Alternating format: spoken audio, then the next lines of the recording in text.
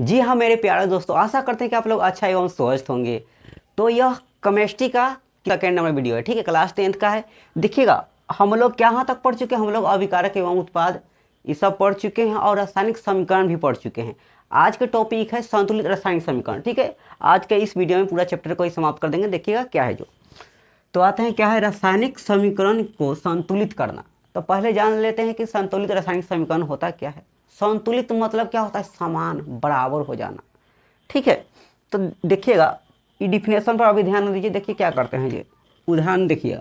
H2 ये क्या होता है, हाइड्रोजन और O2 इसको मिलाते हैं तो क्या बनता है, 2H2O बनता है, यानी जल बनता है। इधर वाला को हम लोग अभिकारक कहते थे, इधर वाला को उत्पाद या प्रतिफल कहते हैं, ठीक है। इधर वाला को अभिकारक, इधर वाला के उत्पाद या प्रतिफल कहते हैं।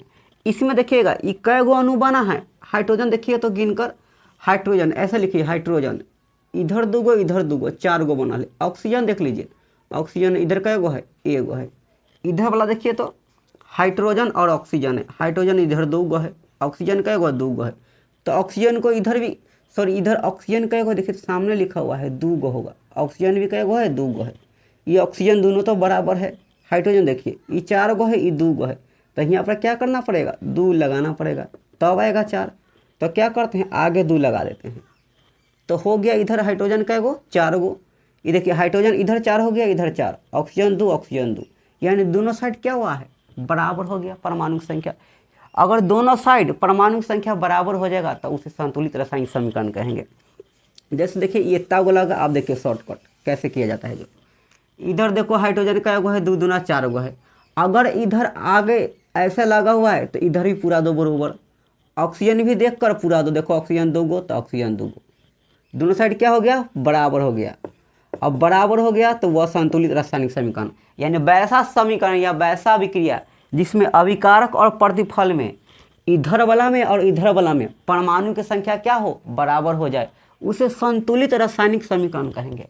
जब दोनों ओर यानी अभिकारक और प्रतिफल में परमाणु की संख्या यानी प्रत्येक परमाणु की संख्या क्या हो, बराबर हो जाए, तो उसे संतुलित रासायनिक समीकरण कहते हैं।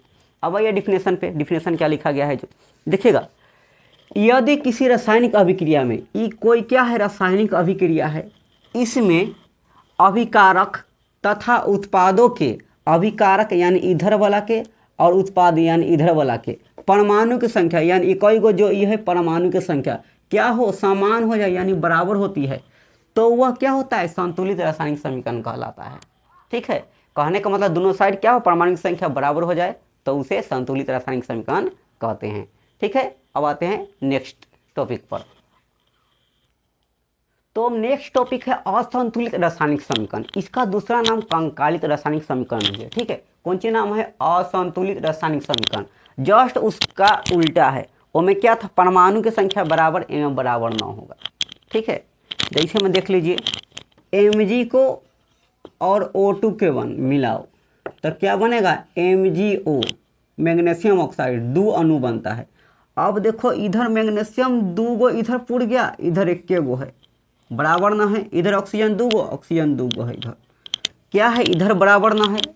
अब बराबर ना होगा अभिकारक और प्रतिफल में परमाणु की संख्या, तो उसे असंतुलित रासायनिक समीकरण कहेंगे। खाली क्या किए हैं, अ लगा देना है, असंतुलित हो जाएगा यानी असमान हो जाएगा। देखिएगा असंतुलित रासायनिक समीकरण का परिभाषा क्या दिए हैं, यदि किसी रासायनिक अभिक्रिया में, यदि कोई भी रासायनिक अभिक्रिया हो, उससे मतलब में कोई भी हो, यदि किसी रासायनिक अभिक्रिया में अभिकारक यानी इधर वाला को अभिकारक कहते हैं, अभिकारक तथा उत्पाद यानी इधर वाला के परमाणु की संख्या यानी दोनों में परमाणु की संख्या असमान हो यानी बराबर न होती है, तो उसे कौन सी कहें, असंतुलित रासायनिक समीकरण कहते हैं। ठीक है, यहाँ तक क्लियर है। तो अब नेक्स्ट टॉपिक में चला जाए। तो अब नेक्स्ट टॉपिक है रासायनिक अभिक्रिया के प्रकार। कौन सी है, रासायनिक अभिक्रिया के प्रकार। तो रासायनिक अभिक्रिया है जो 5 प्रकार के होते हैं। कितने प्रकार के, 5 प्रकार के। तो लिख दे 5 प्रकार, आप लोग लिख लीजिएगा। रासायनिक अभिक्रिया 5 प्रकार के होते हैं। ठीक है, फर्स्ट होता है संयोजन अभिक्रिया। संयोजन अभिक्रिया, अभी लिखकर क्या करते हैं, जीरो मार देते हैं, अभिक्रिया हो गया। दूसरा होता है वियोजन या अपघटन, वियोजन या अपघटन अभिक्रिया, ठीक है। तीसरा होता है विस्थापन अभिक्रिया। कौन सी होता है? विस्थापन अभिक्रिया। चौथा होता है द्विविस्थापन अभिक्रिया, द्विविस्थापन अभिक्रिया। अब पांचवा होता है अपचयन और उपचयन। कौन सी होता है? अपचयन और उपचयन। ये दोनों मिलता है अपचयन और उपचयन, तो इसको रेडॉक्स अभिक्रिया कहते हैं। कौन सी कहते हैं? रेडॉक्स अभिक्रिया।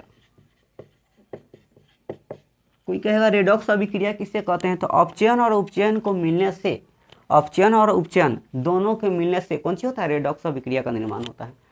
पहले जान लेते हैं क्या संयोजन अभिक्रिया होता क्या है। नाम ही में डिफिनेशन, संयोजन मतलब संयोग करना, मिल जाना।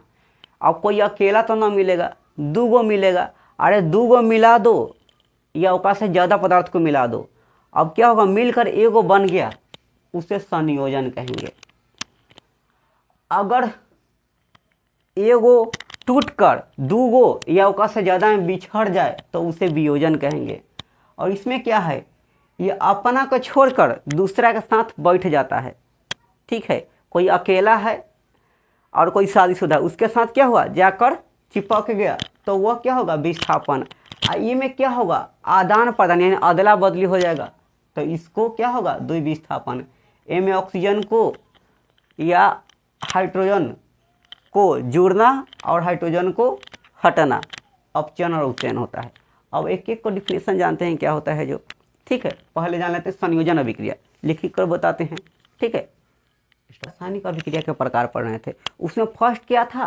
फर्स्ट था संयोजन अभिक्रिया। संयोजन अभिक्रिया क्या बताए थे? संयोग करके मिल जाना यानी एगो बन जाना, संयोजन अभिक्रिया। तो एक ए और बी को मिलाए, ठीक है, ए और बी को मिलाए तो सी बन गया है। कहने का मतलब, अरे मान लो ये लड़का है और ये क्या है? लड़की है। ये दोनों के शादी कराएंगे तो एगो हो जाएगा। ये क्या होगा? पति पत्नी बन जाएगा। एक ही ना बन जाएगा, ये एक बन जाएगा, क्या बनेगा? पति पत्नी बन जाएगा ना, पति पत्नी बन जाएगा, दोनों एक हो जाएगा।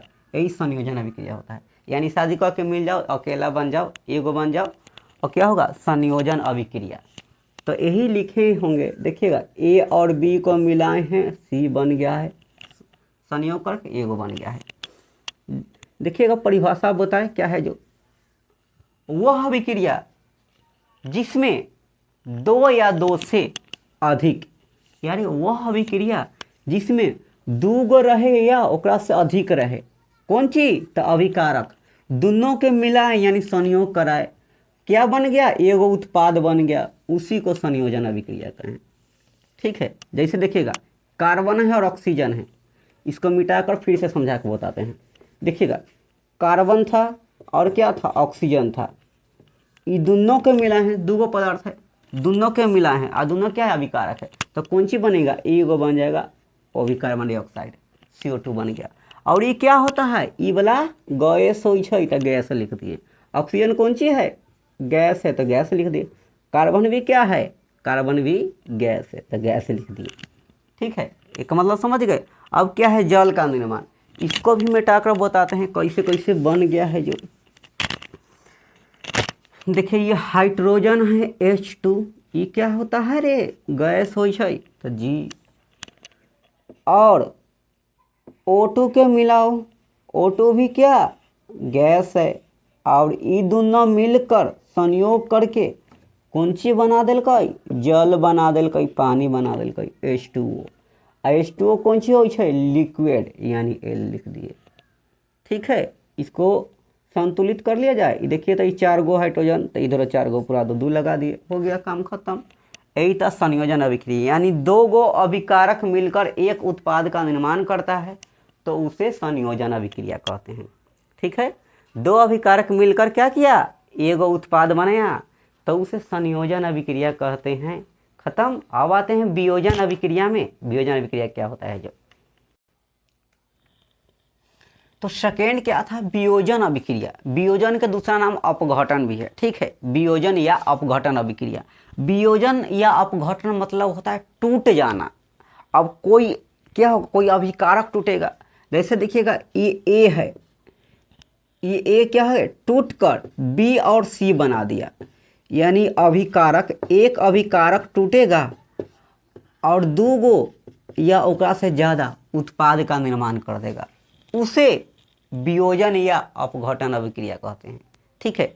जब एक अभिकारक टूटकर दो या दो से अधिक उत्पाद में क्या है, बदल जाए, तो उसे वियोजन या अपघटन अभिक्रिया कहते हैं, ठीक है। क्या कहें, जब एक गो अभिकारक टूटल और दू गो या ओकरा से ज़्यादा उत्पाद का निर्माण कर दिलकै, यानी एगो टूटकर दू गो में बट गई या ओकरा से ज़्यादा में बट गई, तो ओकरा वियोजन या अपघटन अभिक्रिया कहले, ठीक है। तो एक परिभाषा देखो कैसे लिखल होती है, जे एक अभिकारक टूटकर, यही ना कहते एगो अभिकारक टूटकर, ये अकेला टूटल, ये बेचारा अकेला एक तोड़ ताड़ दो, तो ये टूटा, और दू गो या ओकरा से ज़्यादा, क्या दू गो या ओकरा से अधिक मतलब ज़्यादा उत्पाद का क्या किया, निर्माण कर दिया, तो उसे वियोजन या अपघटन अभिक्रिया कहते हैं। एग्जाम्पल देख लीजिए, CaCO3 है, एकरा कैल्शियम कार्बोनेट कहते हैं। कौन सी कहते हैं, कैल्शियम कार्बोनेट। जब एकरा गर्म करते हैं, जब एकरा कौन सी किए, गर्म किए, तो CaO यानी कैल्शियम ऑक्साइड प्लस CO2 यानी कार्बन डाइऑक्साइड, ये क्या है, कैल्शियम ऑक्साइड, एकरा बिना बूझा चूना भी कहते हैं, बिना बूझा चूना, यानी बूझा हुआ चूना तो न है, ये क्या है, कार्बन डाइऑक्साइड है। अब एक और दूसरा नाम भी होता है, एकरा कहते हैं चूना पत्थर भी कहते हैं। कौन सी कहते हैं, चूना पत्थर भी कहते हैं। याद रखिएगा, ये सब पूछता है, ठीक है, ये सब क्या करता है, ये सब पूछता है ऑब्जेक्टिव में कि चूना पत्थर का सूत्र क्या होता है, तो CaCO3 कैल्शियम कार्बोनेट, और बिना बूझा चूना का सूत्र क्या होता है, तो CaO कैल्शियम ऑक्साइड, एक और दूसरा नाम कैल्शियम ऑक्साइड, एक और दूसरा नाम कैल्शियम कार्बोनेट, और ये तो जानते हैं CO2 कार्बन डाइऑक्साइड, ठीक है। तो इसे देखिए, ये अकेला टूटा, अरे गरम करके टूटा, दूगो में बटा, एकरा वियोजन या अपघटन अभिक्रिया, ठीक है। अगला पर आ जाए, तो बच्चों अभी क्या पढ़े हैं, वियोजन या अपघटन अभिक्रिया। था वियोजन या अपघटन अभिक्रिया के भी प्रकार है, ठीक है, ओकरो बटा गया, ओकरा तीन भागों में बटा गया है। पहला है उष्मीय वियोजन, दूसरा है वैद्युत वियोजन, तीसरा है प्रकाशीय वियोजन, ठीक है। फर्स्ट क्या था, उष्मीय वियोजन, दूसरा विद्युत वियोजन, तीसरा प्रकाशीय वियोजन। तो फर्स्ट जानते हैं उष्मीय वियोजन, यानी ऊष्मा के द्वारा जो वियोजन होगा, तो उसमें कौन वियोजन होगा, अभिकारक टूटेगा, तो बोल सकते हैं अभिकारक ऊष्मा के द्वारा जो टूटता है उसे उष्मीय वियोजन या अपघटन अभिक्रिया कहते हैं, ठीक है। तो यह लिखे होंगे, ऊष्मा के द्वारा होने वाले वियोजन को, ऊष्मा के द्वारा होने वाले वियोजन को उष्मीय वियोजन कहते हैं। जैसे में देखिए CaCO3 कैल्शियम कार्बोनेट यानी चूना पत्थर को ऊष्मा देते हैं, हीट देते हैं, याद रखिएगा हीट का सिंबल डेल्टा होता है, ठीक है। एकरा क्या किए, ऊष्मा दिए, तो CaO चूना पत्थर है ना, नहीं ये क्या है, बिना बूझा चूना पत्थर ये होता है, बिना बूझा चूना है, तो बिना बूझा चूना यानी कैल्शियम ऑक्साइड और कार्बन डाइऑक्साइड प्राप्त होता है। खत्म। क्या है, वैद्युत वियोजन, यानी विद्युत धारा के द्वारा जो वियोजन होगा उसे वैद्युत वियोजन कहेंगे। तो देखिएगा डिफिनेशन क्या लिखे हैं, वह अभिक्रिया जिसमें अभिकारक को क्या किया जाता है, विद्युत धारा के द्वारा तोड़ा जाता है, यानी वियोजित किया जाता है, उसे वैद्युत वियोजन कहते हैं। जैसे में देखो जल है, पानी के विद्युत धारा देकर तोड़ते हैं तो H2 और O2 में टूट जाता है, ठीक है। अगला देखिए प्रकाशीय वियोजन, यानी सूर्य प्रकाश के उपस्थिति में जो वियोजन होगा, सूर्य प्रकाश के उपस्थिति में जो वियोजन होगा उसे प्रकाशीय वियोजन कहेंगे। ठीक है, देखिए डिफिनेशन, सूर्य प्रकाश के उपस्थिति में होने वाले वियोजन को प्रकाशीय वियोजन कहते हैं। जैसे हम देखिए AgCl यानी सिल्वर क्लोराइड को सूर्य प्रकाश की उपस्थिति में, यानी सूर्य प्रकाश को Hµ भी लिखते हैं, ऐसे रहेगा Hµ। ठीक है, सूर्य प्रकाश को, तो सिल्वर क्लोराइड को सूर्य प्रकाश की उपस्थिति में क्या किया जाता है, वियोजित किया जाता है, तोड़ा जाता है। तो Ag+Cl2 यानी Ag क्या होता है, सिल्वर, और क्लोरीन में टूट जाता है। ठीक है, अब टॉपिक क्या था, ये तक खत्म हो गया। तीसरा नंबर क्या था, तीसरा नंबर विस्थापन अभिक्रिया था। तो विस्थापन अभिक्रिया पढ़ा जाए। ठीक है, विस्थापन अभिक्रिया, एक नाम एकल विस्थापन अभिक्रिया भी लिखा जाता है। ठीक है, तो हम लोग जानते हैं विस्थापन अभिक्रिया NCERT के हिसाब से लिखा है विस्थापन, अगर भारतीय भवन में देखिएगा तो एकल विस्थापन अभिक्रिया होगा। तो विस्थापन मतलब विस्थापित करना, यानी इधर से उठाकर उधर बैठा देना। ठीक है, इधर से उठाकर क्या करना, उधर बैठा देना, विस्थापन अभिक्रिया होता है। जैसे देख लीजिए क्या परिभाषा लिखना है, वैसा अभिक्रिया जिसमें क्रियाशील तत्व, अरे वैसा अभिक्रिया जोन में क्रियाशील तत्व कम क्रियाशील तत्व को क्या किया, उसके यानी ओकर यौगिक से विस्थापित कर लेता है। यानी कमजोर वाला जो तत्व होता है, ताकतवर वाला तत्व के क्या करेगा, वहाँ पर चल जाएगा, अरे कमजोर वाला का छोड़ देगा और ताकतवर वाला के यहाँ पर जाकर बैठ जाएगा, वह विस्थापन अभिक्रिया। तो इसे देख लीजिए Fe और CuSO4, एक से ई कॉपर Ab+ है, Ab+ है, SO4 माइनस में है। ये देखिए ये कमजोर वाला है, कॉपर वाला कमजोर होता है, लोहा से कमजोर है। तो ये क्या करेगा, एक साथ बैठ जाएगा जाके।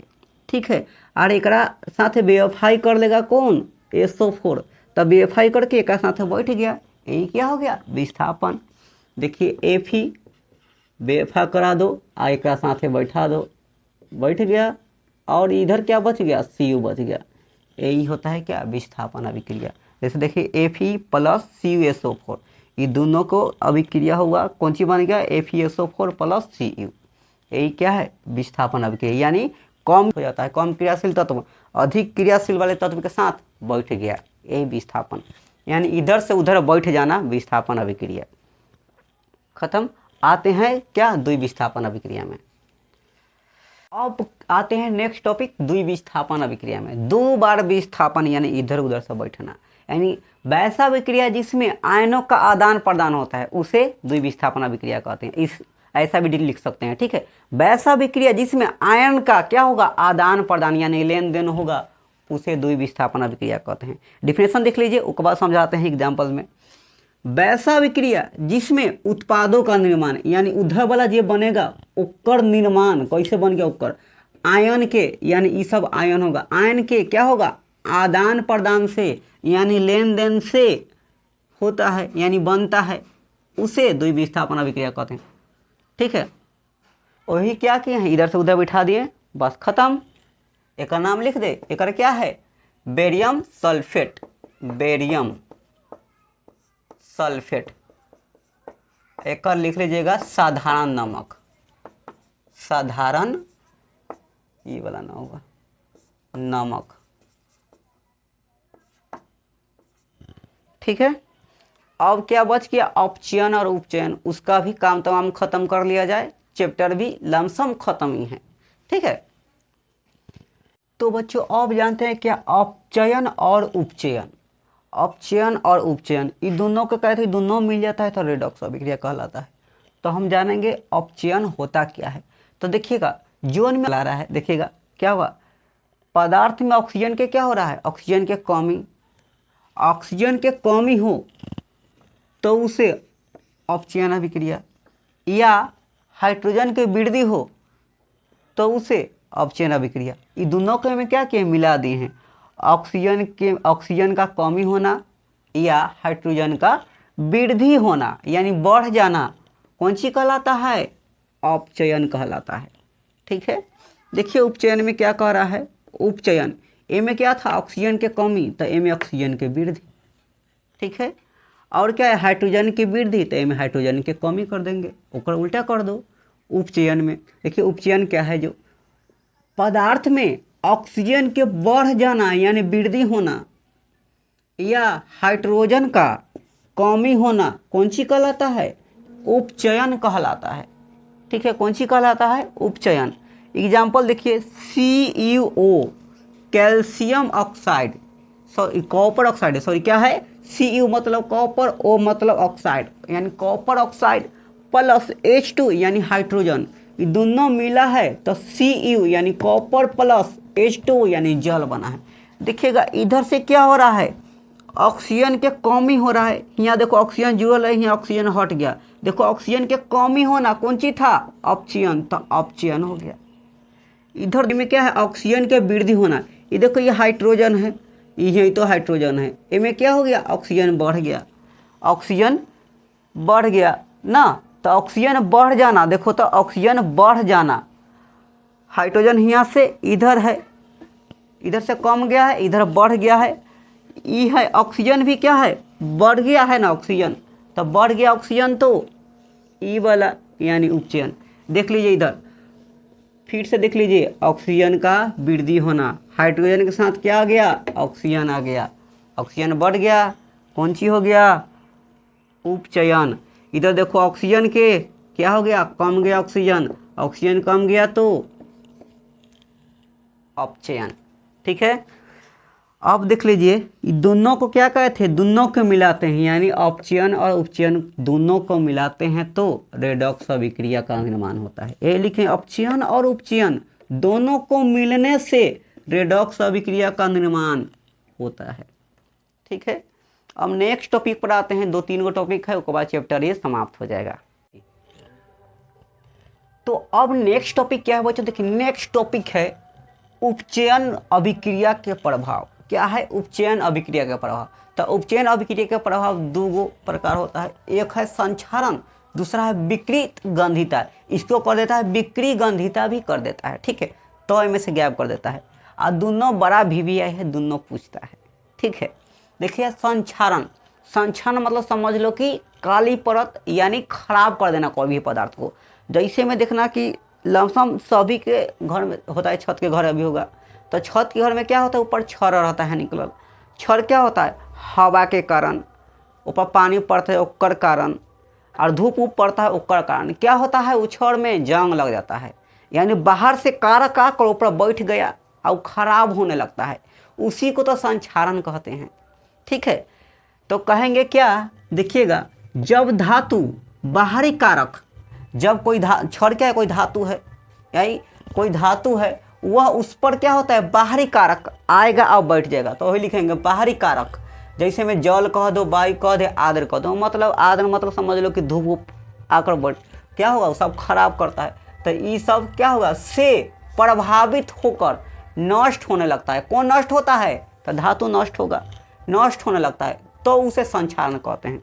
डायरेक्ट समझो, जब धातु बाहरी कारक से प्रभावित होकर नष्ट होने लगता है, खराब होने लगता है, तो उसे संक्षारण कहते हैं। ठीक है, जैसे में आप लोग ले सकते हैं, एगो छड़ के लेकर क्या करना, जमीन का नीचा रख देना, चाहे छत पर रख दो, ऊपर पानी रोज डालना, क्या होगा, जंग लग जाएगा, वही क्या है, संक्षारण है। ठीक है, वही लिखें, जैसे में लोहे पर जंग लगना, लोहे पर जंग लगना क्या होता है, संक्षारण। और चांदी पर काली परत चढ़ना लिख दो, क्या है, चांदी पर काली परत चढ़ना। जैसे मम्मी उम्मी के या दादी के जो क्या होता है, पायल उल पहनले रहती है, पायल या बिछिया पहनले रहती है, वो वाला देखना है कि मम्मी से क्या करती है, पानी और सर्फ लेकर ओकरा रगड़ के साफ करती है। अरे तो ऊपर कड़िया परत चढ़ जाता है तब ना साफ करती है, ना तो साफ ना करेगी, वही क्या होता है, संक्षारण होता है। ठीक है, अब यह समझ में, धातु पर क्या होता है, बाहरी कारक क्या होता है, ऊपर आकर बैठ जाता है, जेकरा कारण खराब होने लगता है, जेकरा संक्षारण कहते हैं। खत्म।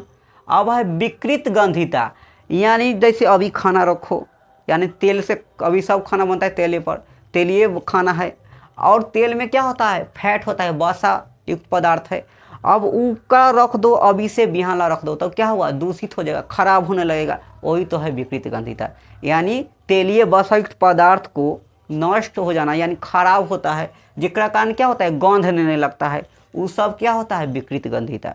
अब देखना क्या लिखे हैं, वसायुक्त यानी तेलीय कह दो, वसायुक्त और तेलीय खाद्य सामग्री यानी खाए वाला सामग्री वायु के संपर्क में आने पर, अरे ओकरा हवा के संपर्क में रखते हैं तो वो क्या होगा, दूषित हो जाता है यानी खराब हो जाता है, जिससे ओकर क्या होगा, स्वाद बदल जाएगा। अरे खट्टा उट्टा हो गया तो क्या होगा, स्वाद बदल ना गया, स्वाद और गंध भी बदल देता है, और स्वाद तो बदल ही जाएगा, उसका साथ में गंधो बदल जाएगा यानी महके लगेगा, तो बदल गया यानी परिवर्तन हो जाता है, जिसको विकृत गंधिता या विकृत गंधिता कहते हैं। ठीक है, और दो टॉपिक है बस, उसके बाद चैप्टर द एंड। ठीक है, तो बच्चों अब क्या है, अब नेक्स्ट टॉपिक है तापमान के आधार पर रासायनिक अभिक्रिया के प्रकार। कि कर तापमान के आधार पर रासायनिक अभिक्रिया के प्रकार, तो तापमान के आधार पर रासायनिक अभिक्रिया दो प्रकार के होते हैं। कितने प्रकार के, दो प्रकार के। फर्स्ट होता है ऊष्माक्षेपीय अभिक्रिया, फर्स्ट क्या होता है, ऊष्माक्षेपीय अभिक्रिया। सेकेंड होता है ऊष्माशोषी अभिक्रिया। ठीक है, सेकेंड क्या होता है, ऊष्माशोषी अभिक्रिया, फर्स्ट क्या है, ऊष्माक्षेपी।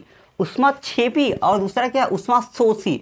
ऊष्माशोषी यानी शोषण करना, ऊष्माशोषी मतलब शोषण यानी अपनी ओर खींचना, और छेपी होगा तो बाहर निकालना।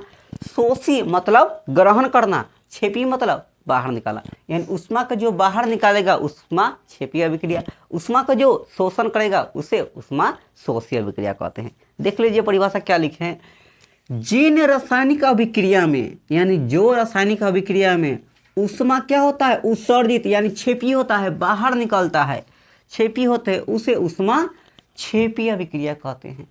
ठीक है, जिन रासायनिक अभिक्रिया में ऊष्मा क्या होता है, उत्सर्जित यानी ऊष्मा क्या होगा, निकलेगा यानी बाहर होगा, उसे ऊष्माक्षेपी अभिक्रिया कहेंगे। और शोषी का मतलब शोषण होगा, अंदरों क्या करेगा, खींचेगा। तो जिन रासायनिक अभिक्रिया में ऊष्मा क्या होता है, अवशोषित होती है, उसे ऊष्मा कौन सी कहते हैं, ऊष्माशोषी अभिक्रिया कहते हैं। जैसे हम देख लीजिए N2 और O2, एक साथ में क्या है, ऊष्मा, दोनों क्या है, सब मिलकर यानी शोषण कर लिया है अपने और खींच कर सब 2NO बना दिया है, यानी नाइट्रोजन ऑक्साइड कहेंगे इसको। इधर देख लीजिए कार्बन और ऑक्सीजन, ये दोनों मिलकर क्या बनेगा, कार्बन डाइऑक्साइड, और ऊष्मा निकालता है, ये ऊष्मा निकाला यानी उत्सर्जित हुआ तो क्या, ऊष्माक्षेपी। उत्सर्जित यानी बाहर निकालना, आई क्या है, अंदर में ग्रहण करना। ठीक है, यही था क्या इस चैप्टर में, इतना ही था। चैप्टर क्या हो गया, द एंड। अब नेक्स्ट वीडियो में नेक्स्ट चैप्टर लेके आएंगे। ठीक है, जय हिंद जय भारत।